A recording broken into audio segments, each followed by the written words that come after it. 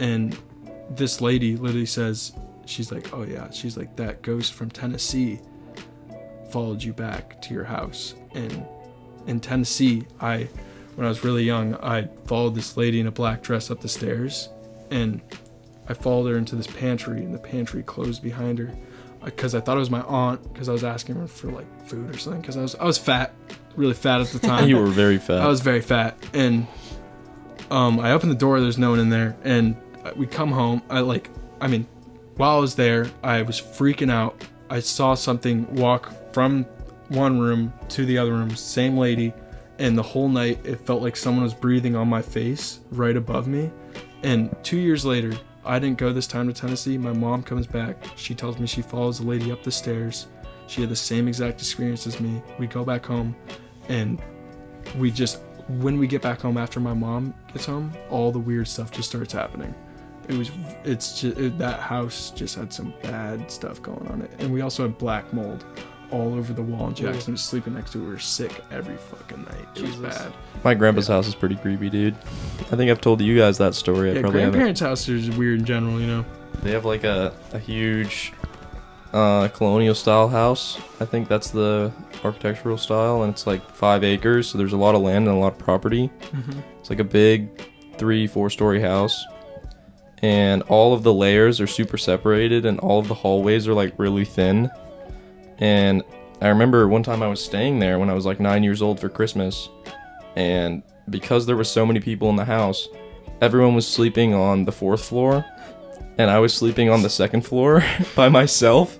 So like I would have to go up 2 flights of staircases to get to anyone who could like stop me crying if something happened. And I was sleeping next to the basement, and the basement has this red lamp. And I wake up in the middle of the night to some weird sound, and then all the lights in the house are off, and I just see the red lamp in the basement on. It's like glowing red, and that room is just creepy on its own. Like, there's a machete hanging in there. There's a lot of weird, questionable corners that I just stray away from. Mm-hmm. It's weird. There's like nails in the floor, like in certain areas, so it's not safe to walk around. Jesus. Yeah. What was it? So I already told one of my old like possession stories, or like times that I think I got almost possessed on the podcast. I still believe that I almost got possessed there, but I had this one dream that felt like so like real that like I think it was a possession thing also.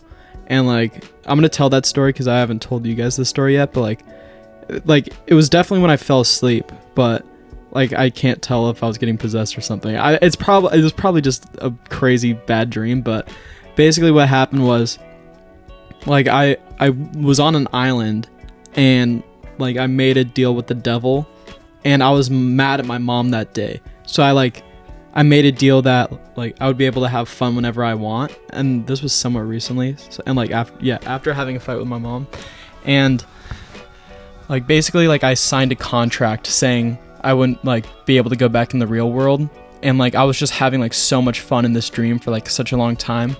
And I realized like going throughout the dream, like I would keep going like throughout these rooms, and everything was a big circle. Like different rooms were different like parties and everything. And I realized that there was no way for me to get out. And then normally like I lucid dream a lot, so I'm able to just like wake myself up just like by telling myself to wake up, or just like finding a weird way to get out of my dream.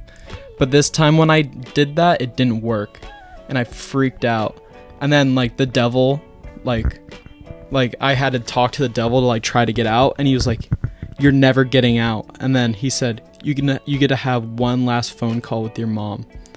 But the phone call that I had in my dream, what I thought was happening, or like what it sounded like, was that I was talking out of my own body, and like my mom was right there, and I was like telling my mom like I loved her, and like I'm getting possessed, or like I'm never gonna see her again, like I'm going to hell.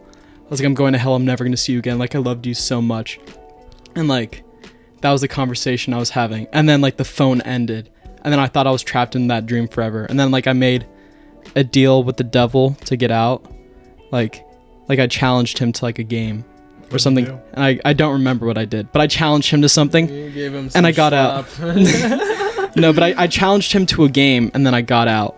But then like I woke up, and like I was seeing stuff around me.